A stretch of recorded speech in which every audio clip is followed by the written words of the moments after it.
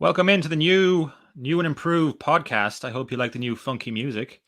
That's courtesy of Jamie here. So we're here with the pod, Dan, Jamie, Shane, in for the guys' second episode. And thankfully the guys are gonna stay with me all the time now because I bit off a bit more than I could chew with a league and a podcast. And you could obviously see the podcast was the thing suffering.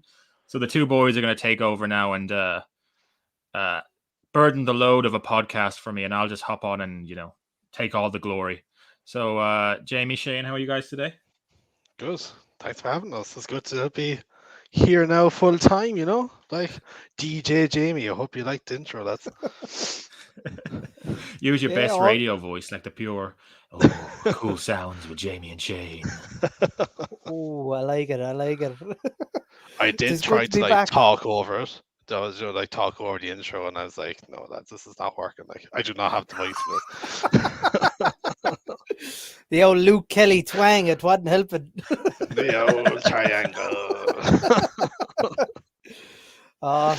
myself and Jamie said we had a chat last week, Dan. We said afterwards, Jesus, we'd want to come back. It wouldn't be like a Mayo man to need a hand now, but we'll have to come back and give him a dig out.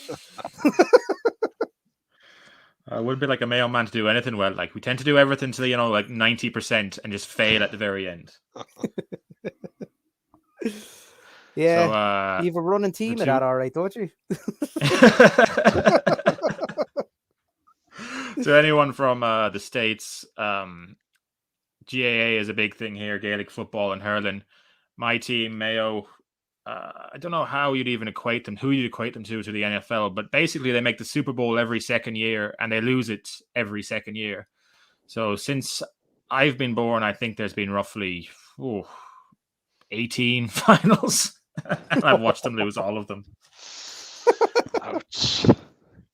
Whereas me Few and Jamie draws in from there. our tip, we're used to winning. The home of hurling.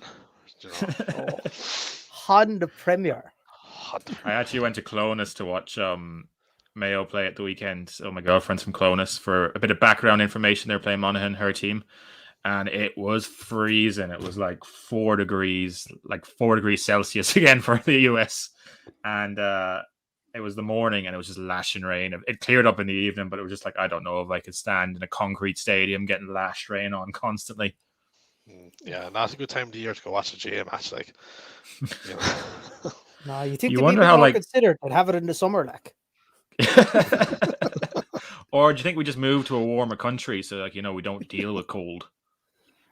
Fair. I don't know how the Bills fans do it, and I suppose the Green Bay fans as well, just standing in a freezing stadium, shaking the whole game, just top off as well, Did you actually see that video one of the Packers fans put up? It was he got a bottle of water obviously in the stands in the stadium somewhere, and he said, how long will it take to freeze in Lambeau? And by the end of the game, there was only a small bit of water left in it. The whole bottle had frozen on it. It was that cold. That's nasty different enough. breed of temperatures than what we're used to, like. And lads do it then topless as well in thongs and everything. You're just like, idiot. Anyway, the boys have brought random news segments and random facts throughout the episode. So we're going to compare the random news and random facts. But Jamie, kick us off with your random news segments then. Oh yes, this is my brand new segment, how I like to call Jamie's random news, I suppose. Original.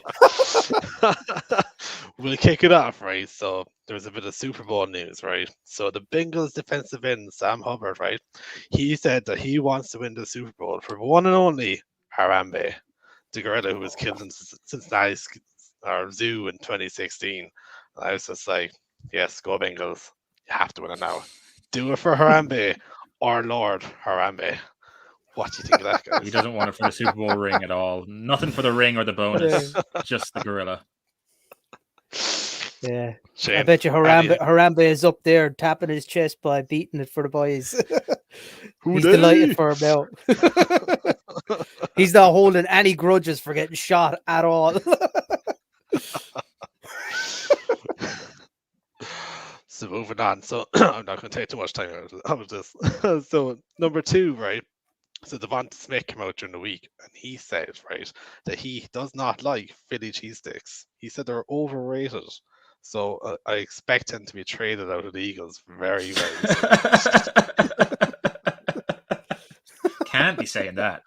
That's like blasphemy, surely. Like, if anyone from Philly wants to comment on this video or something and tell us, you know, how bad that is, just tell us, like. I do. What do I you have think, to Shane? say, even been over here, you get a nice Philly cheesesteak, man, in Ireland in some places. I wouldn't say no, but then again, I don't know. Devontae Adams just gives off a bit of a weird vibe, anyway, doesn't he? You'd have to be Devonta to be Smith. good mates with Aaron Rodgers. Man's a creep. Look at that mustache. Devonta Smith for the Eagles. Oh, Devonta Smith. I was like, Devontae Adams. What are we on about here? You've missed the point altogether. Oh, we're just talking about people's like food preferences. That's all. Yeah. You know. Oh yeah, Devonta Smith. He's only a rookie, man. He'll learn. They'll beat him into shape over there. Over that pre-season, he'll just be force-fed Philly cheesesteaks. Comes back 400 pounds. Oh. And very lastly, on the first ever random news segment, right? So I obviously had to bring Green Bay into this somehow, right? So I was reading during the week that Justin Fields, right? So he was the top jersey seller in Illinois, right? And Wisconsin this year. How he outsold anybody on that Green Bay team in Wisconsin. Absolutely incredible. I was shocked. Must be a lot of Bears fans floating around in different states. That's all I can really explain that. Yeah, but say to us over here, that might sound a bit weird because we're used to, say, the English Premier League and new jerseys coming out every year, but the NFL jerseys don't change that often. And the majority of the Packers team have been there a good while now. So Not anymore. Yeah, any Bears fans, you know, sitting in Wisconsin, it's only up the road. I'm actually not that shocked by that. That's like Dublin people buying a Cork jersey. No, yeah, but they don't have to be from Wisconsin. Like, there's plenty of Cork people probably living in Dublin. Look at Dan. Dan's from Mayo, man. He's living in Dublin. That man's been beat down more times by that county. It's a holy fight.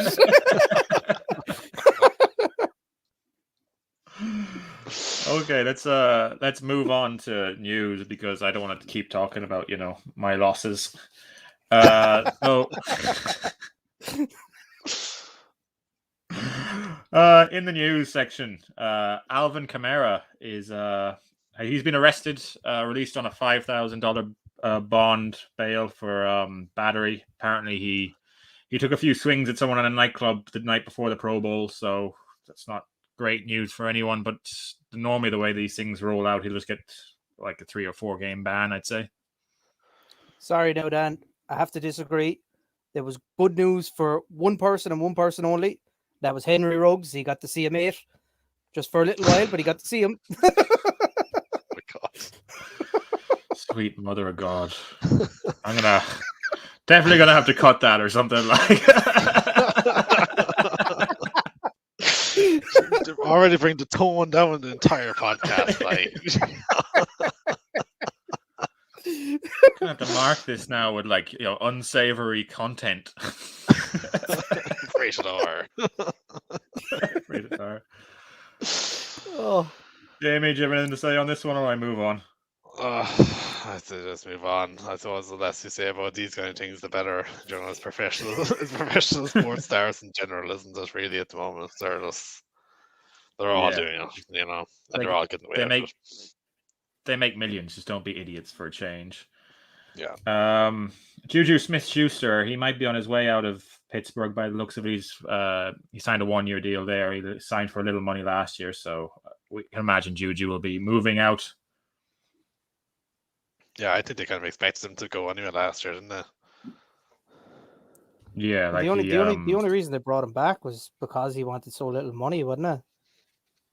Yeah, he wanted to take one more go with Pittsburgh. I think he took less money with Pittsburgh than he would have gotten to go to the Chiefs, but I assume this year it'll be out the door and thanks for all your help, essentially. But you don't want to be attached to the Steelers anyway, because it's either going to be Mason Rudolph or a rookie, or who's the Ohio State quarterback they had there, the one that was with Washington. Name's escaping me. They drafted him in the first round, pick 16, same year as Kyler Murray and Dwayne Haskins. Yes, thank you. Yeah, he's on that roster as well, so we'll see what happens with Pittsburgh, but I can't imagine it's going to be good. Speaking of Washington, anyway, that brings us to the brand new Washington Commanders. Shane, give us your thoughts on the Commanders being in division.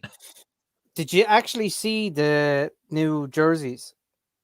They're actually not bad. I thought they were all right. They weren't like the worst jerseys I've seen. Their away one is basically just a rip-off of the Steelers. The Steelers black away jersey. It's basically just a rip-off. I thought Everton was so similar, bar the logos, obviously. NFL jerseys don't get too adventurous anyway. They're usually just basic enough. Do you want to call it some team position? Commanders straight across the chest. Tell that to the Seahawks, man. Those boys have gone luminous green. They do, actually. That's very true. I take it all back. Sorry. The Seahawks color rush is just all luminous green. It's just it's so hard on the eyes. All right, so we'll move on from the commies. Kyler Murray, much to my annoyance, speaking of the Seahawks, all my Seahawks fans all hit me up on Twitter. All to rub in that Kyler Murray has scrubbed his Instagram of all references to the Cardinals. Yeah, he's due a contract, so this is probably just what it is. He's probably just looking for his contract, I would imagine. Either that or he just really doesn't like Cliff Kingsbury anymore. Jamie, any consideration to my Kyler depression? Nah, I don't think he'll go anywhere. Like, to be honest, I'd say he'll just stay. As you say, it probably is just a contract dispute. Like they could take Aaron Rodgers, we could take Kyler Murray, straight trade. Why not? Go for it. Murray and Lambeau, why not? I really have to stop bringing everything back to the Packers, don't I?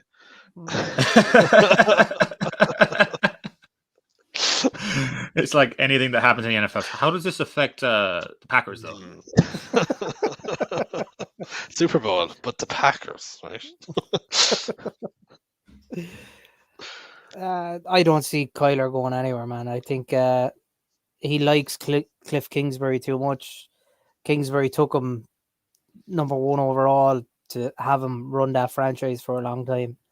I think it's like another Dak situation, what happened with the Cowboys. Same as what happens with most NFL quarterbacks nowadays. Look at Aaron Rodgers last year. It's all the same ding dong the whole time. They want the most money they can get. That's it. Yeah, it's just like rich kids throwing their toys out the pram, and in 2022, it's done through Instagram, apparently. Yeah, it's like, what do you mean I can't have 25 million a year? I'm only getting 24 now. If only it was 25 million a year. They all look for like 50 million a year now. That's gone mad now. Next thing we have on the list then is just after we went off last week, Jimmy G said he expects to be traded. So we kind of talked about it last week. So there's not really a whole lot more to say on it here, Shane. But any more thoughts on Jimmy G going now?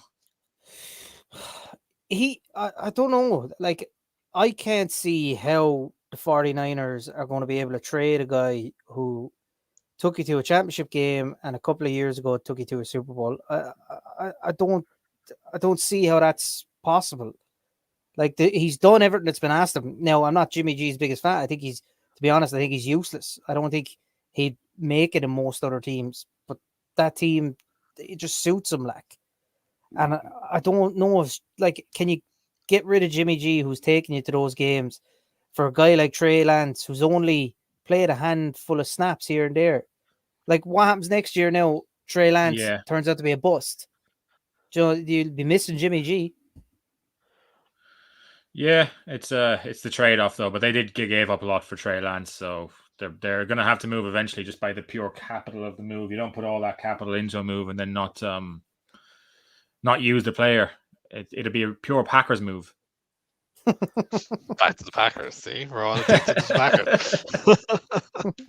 It's a nice segue for you to start talking about Jimmy G. Yeah. Well, I I think we all kind of thought he was going to be traded this year. Well, you didn't, Shane, but like as you say, like they invested a lot in Trey Lance. He is going to be their new quarterback going forward. They have to pull the trigger at some point. What are they going to do? Leave him to sit on the bench for another year? Not with that kind of capital. Like he either goes now or he's not going to go at all. Especially with the weapons that the 49ers have at the moment. Good quarterback there. They could easily win a Super Bowl. Like Jimmy G cost them it 100%. Like they stumbled all the way with Jimmy G. Trey Lance was any bit better this year and was able to kind of bring down that number one spot. Like they probably could have beat the Rams. Yeah, I don't know if Trey Lance have made that big a difference either way. He probably would have crumbled as well on his first season, but we'll see. We'll see. Like it's a long off season to be talking about this sort of stuff, and it's also a long off season to be talking about all these new head coach hires we have. I'm going to run through them all very quickly, and we can stop at the end and talk about any of them that actually interest us. But head coach hires: Bears, Matt Eberflus; Broncos, Nathaniel Hackett; Vikings, Kevin O'Connell. That one's actually an interesting one. I'll go back and talk about that one after. Giants, Brian Dable. We talked about that a little last week. Raiders, Josh McDaniels. We talked about that one last week as well. Jaguars, Doug Peterson. That one's worth a bit of chat, so we might get that one back. And then the same with the Dolphins taking on Mike McDaniel from San Francisco. And then the Texans and the Saints both have kind of boring hires, taking DCs from their own staff, Lovie Smith and Dennis Allen. So I don't really know a lot about the last two, so I'm not gonna really double back to them at all.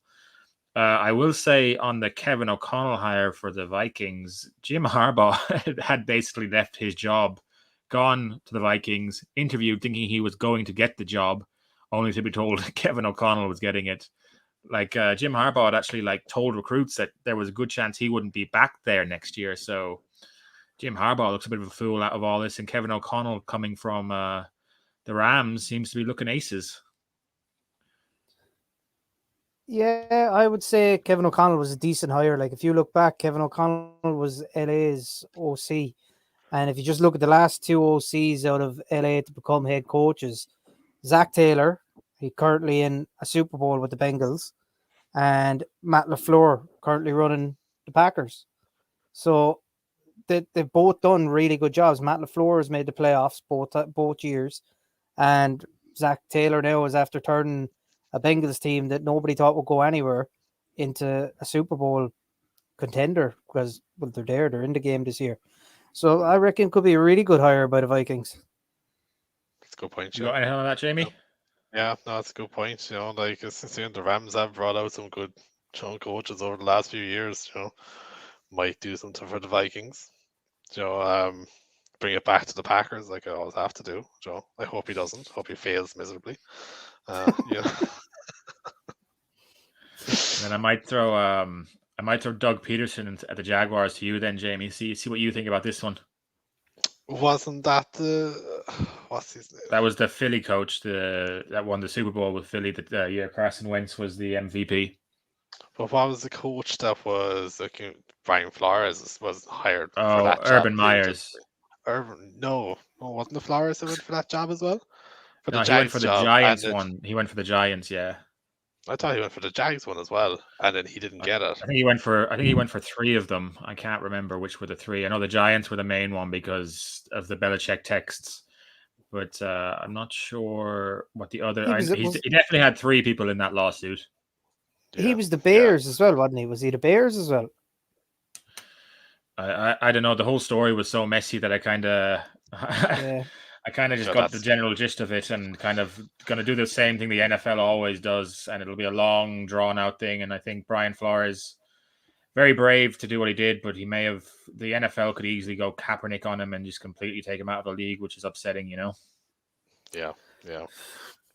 But sorry, to digress from the Jags, yeah. I see do quite good at that. If he can get the best out of Lawrence there, that job, he just Don't try and get him going. Try and get the Jags doing something this year. Like eventually they're going to start winning. He's probably coming into at a good point. Where they've been so terrible for so long. They have to come right. Surely they have to come right at some point and win a couple of games this year. I'm not saying like win a Super Bowl, make the playoffs, but at least go. Have a couple of wins. And then the last guy we'll talk about is Josh McDaniels, the 49ers OC that not Josh McDaniels, sorry, Mike McDaniel. Those names are very similar, just an S difference. But Mike McDaniel, the 49ers OC, who's now with the Dolphins. What do you think of that one, Shane? I don't know. The 49ers, good defense, but when you have players like Bosa and that there, it's a lot easier. Now, the only thing is the Dolphins have great corners and Byron Jones and Xavier Howard and that, but I don't know what to make of the hire. I don't know too much about Mike McDaniel, and I can't call it. He was actually the OC, so he'll probably bring that like Shanahan running style. Yeah. So you'll probably, I'd say if the Dolphins draft a running back this offseason, if they take one in the second round, you can pencil him in pretty high in fantasy drafts, because if he brings that Shanahan running system, you're probably going to be laughing, I'd say. We'll probably end up with a wide receiver running it. Why would you draft a running back when you've got Myles Gaskin? Like the ultimate running back. What a man. Yeah, Jamie had a bit of a love-hate relationship with Myles Gaskin this year. Actually, it wasn't love, because anytime he did anything, he was on your bench. I absolutely hate Myles Gaskin. not personally. I presume he's a lovely, lovely man. But fantasy-wise, that man will never be drafted ever again. Never. I could actually say he probably won't really be relevant in fantasy anymore. I imagine the Dolphins go and get someone, and then that changes the whole story. But yeah, maybe Jalen Waddle will be the the running back. Yeah, hey, that'd suit me, man. Debo style. Debo time. The one other guy, Dan, on this list who I thought was actually a really interesting hire was the Bears, who the Bears hired. He was the Colts DC. The Colts have had one of the best defenses in the league consistently now for about 3 years. So I think it'll be a big thing with the likes of Khalil Mack there and Akeem Hicks if he stays on. And I reckon the Bears could actually have got a great hire here. Yeah, hopefully that does play out that way and that it moves in the right direction. So we'll move on quickly. So as always, this podcast is linked with my league a little bit. My 82-man currently dynasty league, where we have a few leagues competing against each other. So I'm just going to go through some of the trades with you quickly. So in 101, we had a bit of chaos this week. We had a ghost team. So we got a new owner in, and he decided to shake things up on his team pretty quickly. So I'm going to tell you these two trades, and you can look at them as a whole, right? So the first one is going to seem mad. Okay, so the new team traded away Keenan Allen, Darren Waller, and the 105. So the 105 rookie pick this year. Sorry, no, that's what he traded for. Keenan Allen, Waller, and the 105. He gave up DeAndre Swift, Javonte Williams, and Brandon Ayuk. So, that's super young, what he gave up. Super, super young. He got two good pieces back, older players, though. I think probably 2 years left, and a 105 rookie pick. But I'll just tell you what he then went and did before we make a decision on the first trade. He then moved on, and he traded his two first-round picks for Christian McCaffrey. So he had the 101. He had an orphan team. He had the first pick of this year's rookie draft, so Bryce Hall. And then next year's first-round pick for Christian McCaffrey. So he's taken a super young core there he had. And he's traded it for Christian McCaffrey, Keenan Allen, and Darren Waller it's very strange to me, but you guys can maybe talk a little bit to it. Shane, do you want to go first? Yeah, I I don't get this at all. The Swift, Javante Williams, and Brandon Ayuk, I think, are all going to become really good players. I think Javante Williams' best season he could have might even be next year. Swift, he's about the only offensive piece left in Detroit, bar Hawkinson, and you can't. I like Brandon Ayuk. I think Brandon Ayuk had a slow start this year, but I think he's only going to get better. And then giving up 2 first-round picks for Christian McCaffrey, who's played 3 games in 2 years, makes absolutely no sense.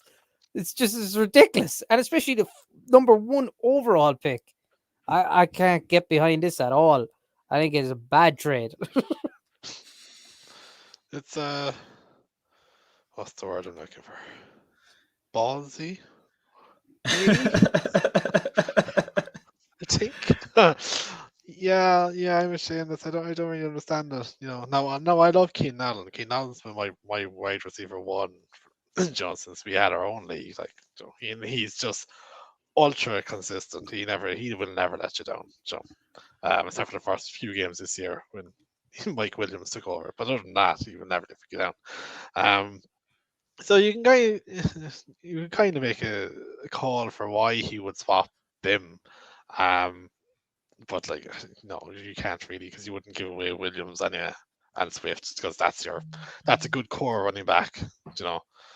Like, Water's good, but he might be on a par with Ayuk, but that's about it. But like, the McCaffrey trade is just ridiculous. Like, that's 2 years in a row first round pick, is it, Dan? Yeah, so he's actually given up like the first rookie pick. So his team that he took over finished last year.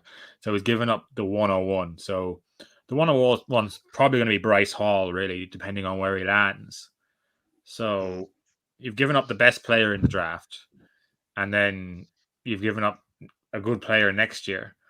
He has acquired the 105, so he has moved back in the first. But even if you put that together, you now have Keenan Allen, Darren Waller, Christian McCaffrey, and a 105, when you could have had Bryce Hall, DeAndre Swift, Javonte Williams, and Brandon Ayuk. I don't know. Yeah, I can't understand giving away Swift and Williams. That you can kind of see where you're coming from drafting McCaffrey, but it's a massive gamble, huge gamble.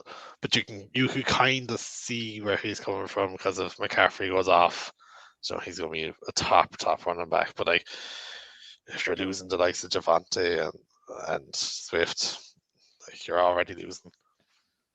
Yeah, well, we'll move on to the next trade anyway, because there's like those trades. There's not really much more to say. So this one is another one that sent ripples through the league when it went out. So Darren Waller, Singletary, Swift. Everyone wants to get rid of Swift, and Justin Fields for Mark Andrews, Justin Herbert, and the 105 rookie pick. So I'll say that again: Darren Waller, Singletary, Swift, Fields for Andrews, Herbert, and the 105. To me personally, it's too highly weighted on one side. Jamie, do you want to throw some light on that one? Yeah, I totally take the 4 there: Waller, Smith, Singletary, and Fields. Makes sense, Swift is going to be good, if the Lions can kind of give him a bit of space to actually run the ball. Justin Fields, good young quarterback. He's going to be decent enough for you for a while. If the Bills can get their running game going, which I don't really like to do, but like, Singletary could be good if they decide to actually run the ball for once. Will the Bills do that? You don't know. Waller, obviously, top tight end. He showed it this year. He will be up there at least. The extra 2 players does kind of swing it a small bit if you think about it. Andrews, obviously, brilliant. But he's starting to get a bit older now. But still, he will have the targets. Herbert, fantastic quarterback, fantasy wise at the very least. And unbelievable. But you'd probably, I know, I'd probably go for the 4. I'd probably go Swift, Singletary, Waller, and Fields there. Shane?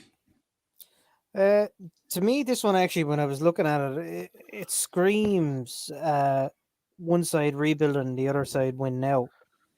Like I think picking up Herbert and Andrews and a top pick this year, Herbert's going to be one of the best QBs in the league again, in my opinion, this year, coming fantasy wise anyway.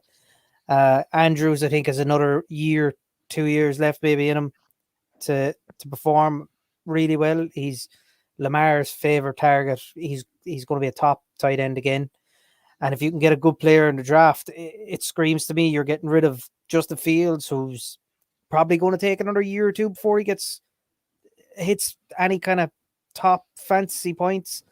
Singletary, who's just dead wood, as Jamie said, the Bills' running game is non-existent really, and with Zach Moss in the backfield, I think Zach Moss is probably going to get more and more snaps as the years go on.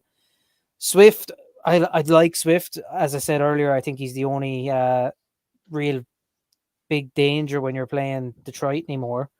And Waller, I like Waller, but I get why Swift and Waller were given up compared to the other two players. I think Fields and Singletary are null and void, really. Waller and Swift, good players, but to me, I'd actually take the Andrews, Herbert, and early first round pick. I like the trade. I think it was good for both sides. Yeah, this is. I think this is the first one we've actually disagreed on while we've been doing these. So that actually shows it's a bit more balanced. But I can see what you're saying. You're upgrading at two positions there. Your QB and your tight end are upgraded massively. But personally, I'd prefer to have Swift over the 105. So if you give me Swift and Singletary over the 105, I can see how it's a bit more balanced in the trades that we have seen recently. But I think I'd take the 4 players over the Andrews, Herbert, and the 105. And then the last trade we have here, this one has caused chaos. It caused absolute chaos. The chat in the league went mental into complete meltdown. But I will say, as a commissioner, I don't agree with voiding trades. I will avoid a trade like it happened in one of our leagues last year. Someone traded Trevor Lawrence for DK Metcalf in a standard league, like 1 QB. So it was kind of like, no, that's not happening. And I avoided that trade. But generally, I don't think people saying one side won a trade, you never know until the trade happens and the trade has played its course, because one of the players could get injured and that could have been the trade won for one side, if you know what I mean. But this trade was Mark Andrews and Javonte Williams for Devontae Adams, Christian McCaffrey, and a 2023 first. So in the chat, people were saying that first should have been on the other side of the trade. And the guy who sent the first actually said, I may have sent that by mistake. So you can kind of gauge what happened here. Yeah, that kind of makes sense. Because I was just kind of looking at it there while you were talking over it, and I was like trying to make sense of it. And then when you kind of read it out, I was like, oh God, no! Why does he do that? For you can't. There's nothing there you can match up. You can't match Williams and McCaffrey.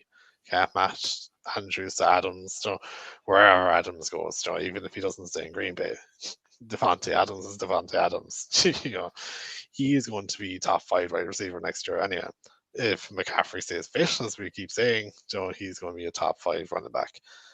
Andrews and Williams, obviously Andrews is a top tight end, but we can't equate a tight end in fantasy to a wide receiver running back. And I know you said it was a mistake to get away the first round, but that's just that little cherry on top of the pie that he must have saw that trade and hit accept as fast as possible so that he couldn't reject it again. Shane? I'm actually not too bad on this one. I thought, looking at it originally, I was like, this is insane, but McCaffrey has played 3 games in 2 years. I've said this already.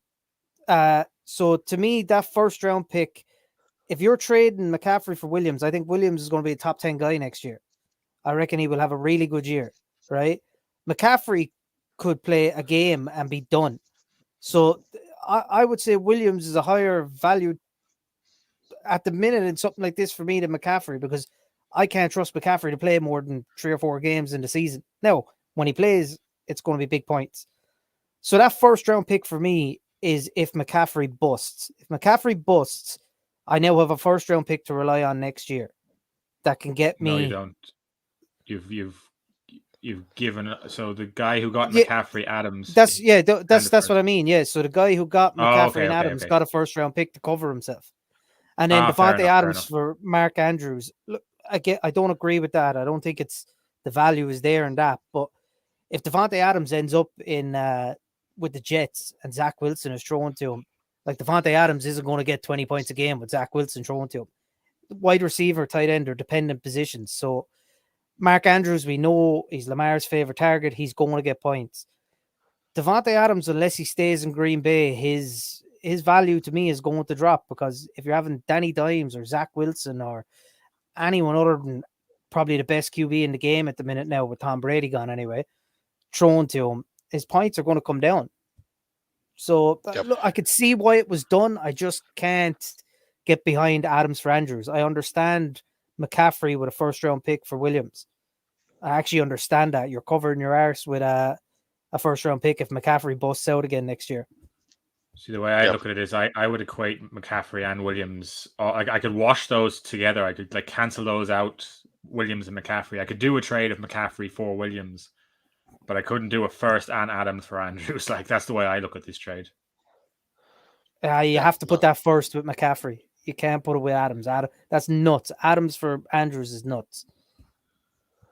Yeah, and Jamie? He's not going to go to the Jets. like Devontae Adams is 30 years of age. He's going somewhere to win a Super Bowl. So he's going to go to a top team if he's going to go anywhere. He's not going to just whittle away his career and go to someone crap. He's just not. He's not going to do that. So Adams is going to be a top player. You can't equate Titans and forget normal football, right? You cannot equate tight ends in fantasy to wide receivers in fantasy. You just can't do it. You just don't know what tight ends. Especially not Devontae Adams. No. The best wide receiver. No, fantasy-wise, tight ends are just you only have 2 excel tight ends, and that's Kittle and Kelsey. After that, it's a lottery. The only thing I would say about Adams going anywhere is there's not a whole lot of top teams out there at the minute with a lot of cap space. And if they're looking to hang on to who they have, and Green Bay's in cap hell, it's the worst teams like the Jaguars and the Jets and all of them who will be able to afford to pay Devontae Adams that big payday. So to me, it's going to come down to whether Devontae Adams wants to compete next year or whether he wants to get paid. He's going to stay at Green Bay. Let's stop talking about Green Bay, eh? That's a nice segue then into the big game. Actually, we're going to talk about the halftime show as a big game first because it's amazing. So Eminem, Snoop, Dr. Dre, who else is even in there? We got Kendrick Lamar and Mary Blige. Who is there? Anyone else? Am I missing someone? I think I got them all. Yeah, I think you're close enough. I don't know how they're going to fit that into 12, 15 minutes. Yeah, it's going to be madness. Absolute madness. I think a lot of people will watch the Super Bowl just for the halftime show this year. Yeah, easy. Even the weekend last year, was class. But he did it all by himself in 10, 15 minutes. How are you going to fit all the 5,000? They're going to sing half their songs and just try to blend them all in together. It's going to be a very good Super Bowl show. It's got the makings of a top Super Bowl show. Let's hope the actual game lives up to it as well and we get a good game. So we're going to start on that then. And we're going to break it down and we're going to go Bengals defense versus Rams offense first. So we'll throw it to the Rams offense first. It's because it's the easy talking point first. So we have Matthew Stafford, Cooper Kupp, and we have two running backs then in Sony Michel and Cam Akers, and we also have Odell Beckham Jr. annoying the crap out of everyone involved. What do you guys think? Well, you're forgetting the tight end extreme as well. Well, who's the tight end at the minute? Well, I think Higbee be out. Well, he might be out. I thought he got injured in the last game. Yeah, he's questionable, but he might play. If Higbee's playing, like he's a massive option for Stafford there. Like obviously Super Bowl, the Bengals are going to target the main guys. They're going to target Cooper Kupp. They're going to target Beckham. Can you target them all at once? Probably not.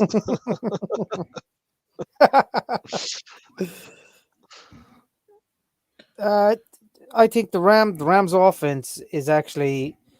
I think most of them will play, but how healthy they'll be playing in the game, because you're not going to keep guys like Higbee out of a Super Bowl game. I think if he can walk or run in the slightest, they're playing. But you've Cam Akers questionable, you've Van Jefferson questionable, Tyler Higbee questionable, Whitworth at left tackle questionable, and Whitworth's backup Noteboom is questionable as well. There's a lot of players on the Rams offense that are going to have be a bit banged up coming in.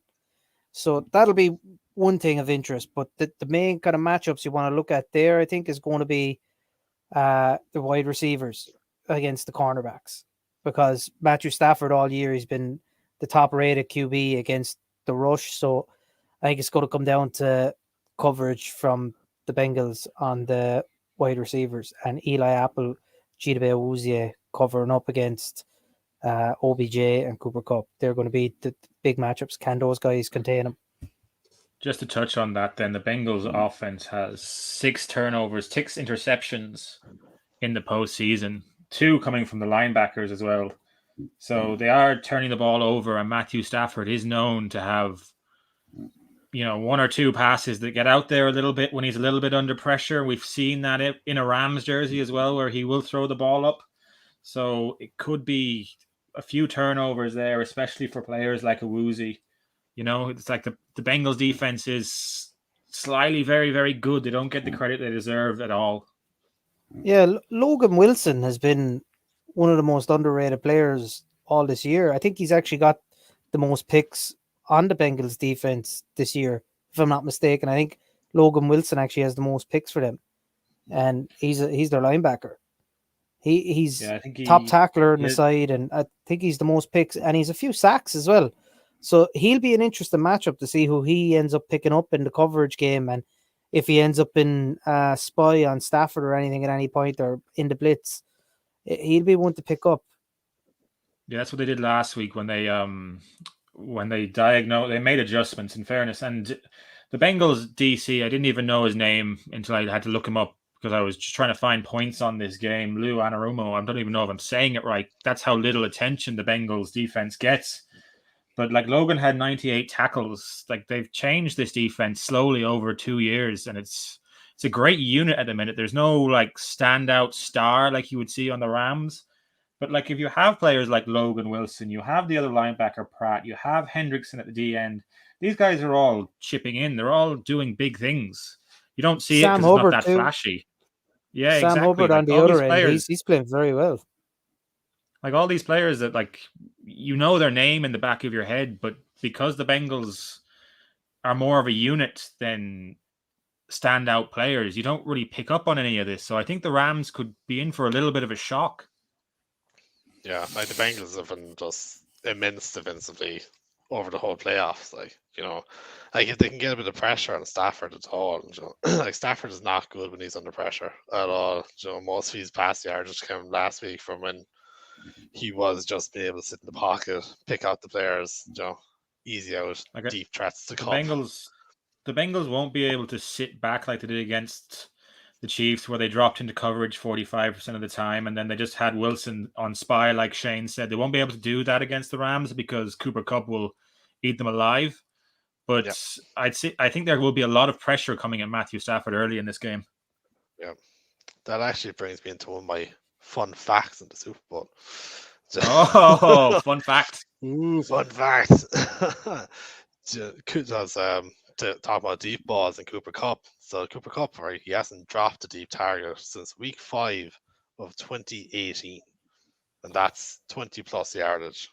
So he has had 37 consecutive targets in the deep, and he hasn't dropped one of them. He won that game for So them against the Bucks with that deep target as well, where he just went down the middle and no one covered him, and they got the field goal out of it. So you add that to your stats. yeah, like the only way the Bengals win this is they put pressure on Stafford. They need to put pressure on Stafford. If they don't, they could get blown away. Yeah, the But Bengals defense could Stafford probably has been Stafford in the regular season. Him and Burrow, they've both done really well against the blitz. I know Burrow has been sacked a lot, but Stafford is the number 1 guy against the blitz this year in the NFL regular season, and Burrow is the number 3 guy against the blitz. So I don't think there's going to be much come into it from. I think they're both so good against the rush. I think it's going to come down to coverage from either side. Now, obviously, the Rams front 7 on defense are extremely good, and the Bengals O-line aren't fantastic, so that will come into it probably. I'll take that back.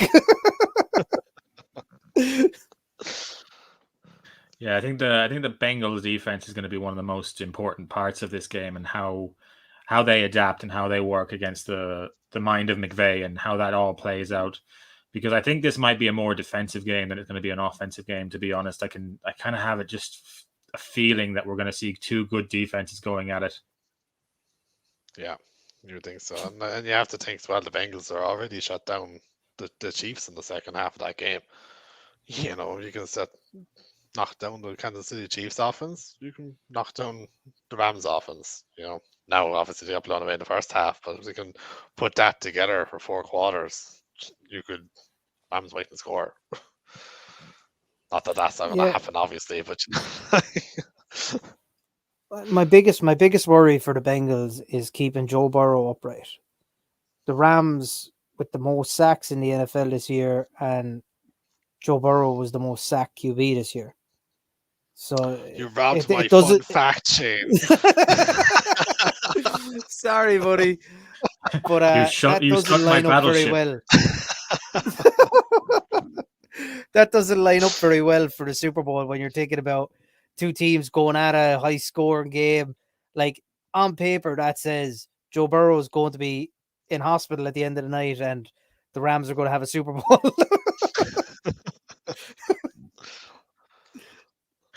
I think that brings us nicely on to the Rams defense then versus the Bengals offense. Now, we all kind of know what's going to happen here. We're going to have a terrible O-line, Joe Burrow, Jamar Chase, Joe Mixon, and T. Higgins. I actually want to make a point on T. Higgins when we get to that point, but then we'll also have the Rams defensive line eating people alive. Von Miller in the secondary with Floyd.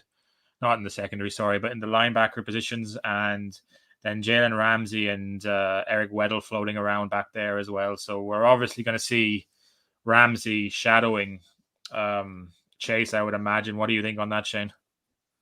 Yeah, I'd agree with that. We said this last week. The Rams don't really double cover anyone. It's always Jalen Ramsey will take their best guy. He'll go one-on-one with him for the night, and he's not beaten very often. It's going to be a interesting matchup, to say the least. I fancy Jamar Chase in the big game to show up a bit. I don't know how many he'll get, but I reckon he'll at least. I think he has 1 big catch in him. I think he'll take Ramsey at 1 point for 1 big catch, and it might make a very good game of it, or it might put away the game. Maybe, I don't know. I have a feeling Jamar Chase, Joe Burrow is going to be the connection that we see to win this Super Bowl this year. That's my early prediction. It is and it isn't. I think this is one on the other 2 wide receivers. Obviously this whole match is built up as Ramsey Chase. That is the matchup everyone kind of wants to see. But if you look at the other side, you got T. Higgins, who's just a giant of a man, 6'4", Yeah. 6'5", whatever he is, like like up against the cornerback there of the Rams, who is about a foot smaller than him. Throw the ball high to him, he just catch it over his head. And, he's I don't know what the Rams. I don't know what the Rams cornerback 2's name is, but Troy I don't Reader. know his name. Troy Reader. Yeah, I'm not entirely versed. Oh, sorry, with him, not Troy. Not means. Troy Reader. That's my bad, buddy. It's Darius Williams. Sorry, Troy Reader is the linebacker. Well, there you go. We don't even know the guy's second name in the position, and he's probably not that great. And T. Higgins is a great player. I actually think that's the matchup that the Bengals will target. I think they will go. They'll know Chase. Won't go for him early.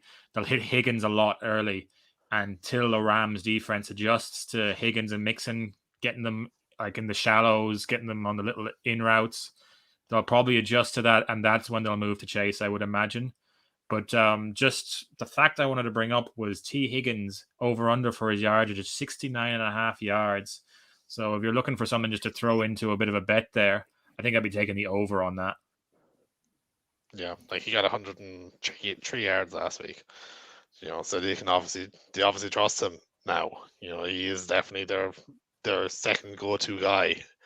When Chase is inevitably covered, he will be covered all game.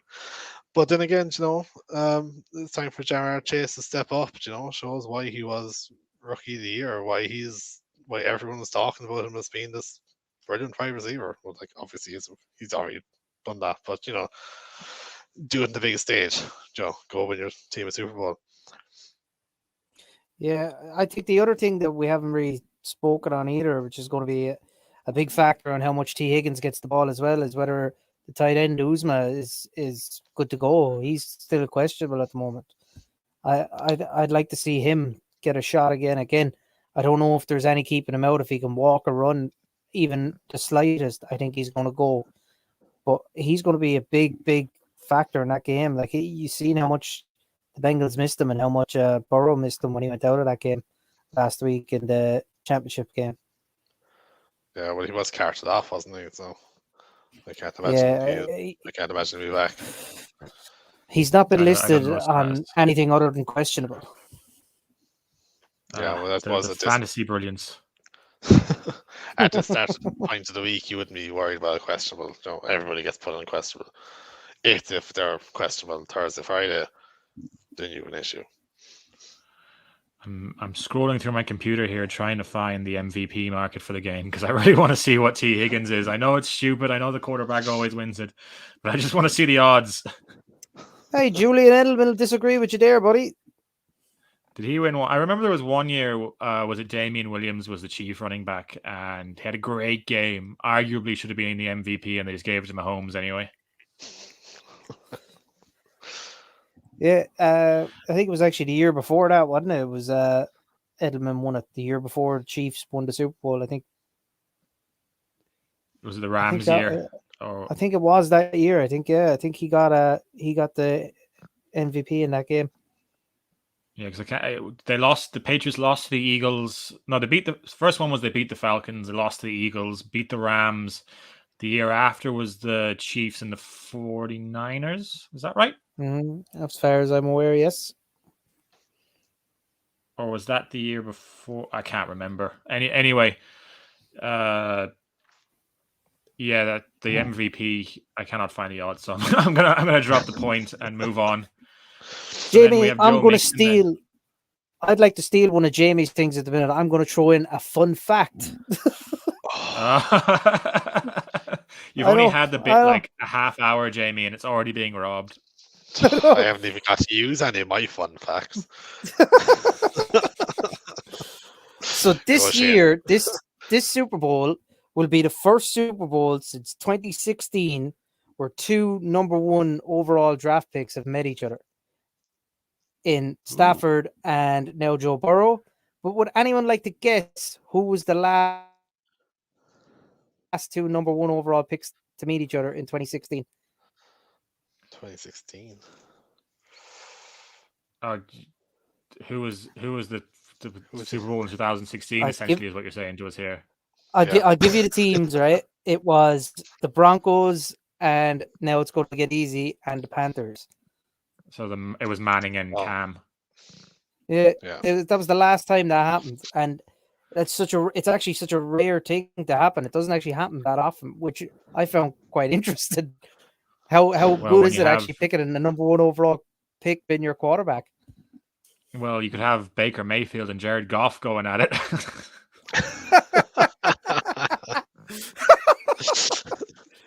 Oh, poor Jared Goff. Really hung out to dry there by the old Rams, who have gotten to a Super Bowl by doing it. So there you go. This year for the Rams, though, it was all or nothing this year for the Rams, wasn't it? Like it really, like Amazon Prime definitely should have picked up the Rams this year for that all or nothing series, because there's no other team that embodies all or nothing more than the Rams this year. They've given everything away, draft capital wise, and completely gone to salary cap hell. Going to have 2 free agents out of the 2 guys they traded for next year, all to win this year's Super Bowl. If Joe Burrow stops them, the Rams, I don't know what's going to happen. Sean McVay is going to cry for the next 3 or 4 months. I hope Joe Burrow does win it purely because of the swag level he brings to it. Like, he's brilliant. I actually found the MVP market. It was actually the very first market on the page, but I scrolled by it and went through every other market. But T. Higgins, 50-1 to be the MVP. I like it. Draw a $5 on that. Might tenner, or I might just, put $1,000 on it. You could, I suppose, yeah. If you want to, it's your money. He's from Mayo, man. They never put $1,000 on anything. Joe Burrow's actually 11-5. 11-5 is not bad. I guess Stafford is odds on, so yeah, he's 6-5. That's not bad. I wonder, Aaron Donald. I wonder would they ever give it to a defensive guy? Aaron Donald was quiet a lot of last year until the second half. 13-1 for Donald, so it's not a bad shot if you want to put a tenner on that one. That brings me to my fun fact. Your fun fact, buddy. Oh. Yes. So Aaron Donald, right, has more All-Pro and Pro Bowl selections than the entire Bengals team. Ooh. Well, fun fact. Shane, we definitely got these off the same website.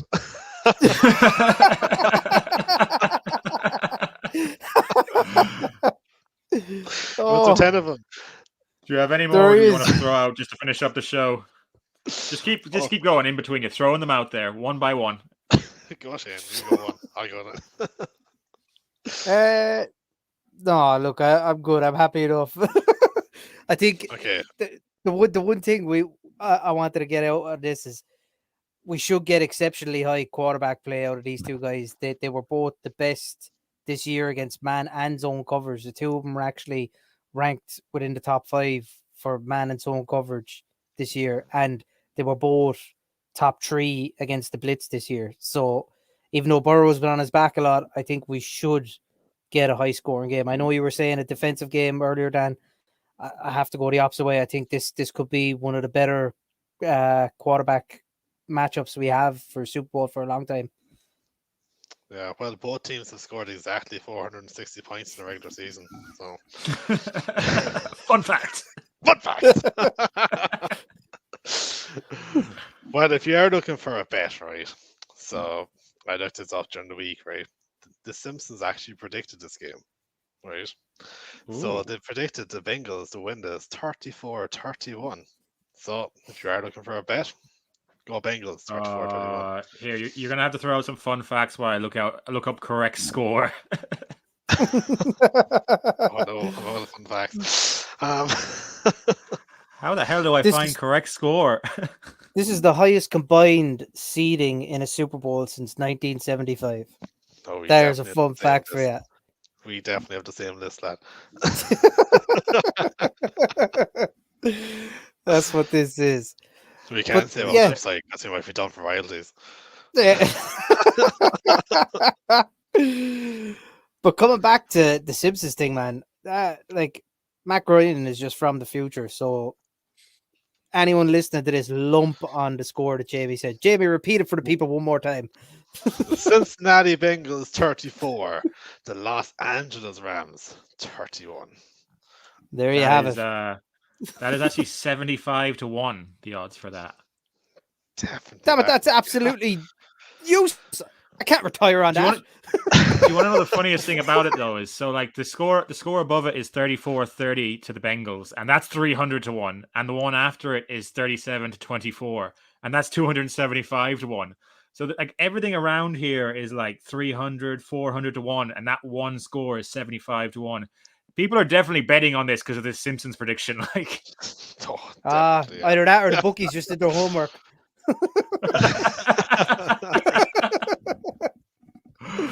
I think that's a great place to finish up anyway. So we're going to sign off for the week. So if you want, the lads both have Twitter accounts as well, so you can follow them as well. So Jamie is at Jim Jam the Monk. Is that correct? That is correct, yes. And then Shane is at Shane Carroll 953. I think I got the numbers right. Shane, you can't confirm that because you happy days. And I'm at Dan FF Man. And if you want to get into one of my dynasty leagues, just give me a shout on Twitter. Okay, guys, say your goodbyes. Thanks, lads. Enjoy the Super Bowl. Have a good night. Yeah, have a good one, guys, and hopefully we get a Bengals win. Sorry to the Rams fans. Hooday! Unfortunately, we don't have Shakira and J-Lo for this Super Bowl, but it'll be a good halftime show. That's signing off, guys. Have a good week. Bye-bye.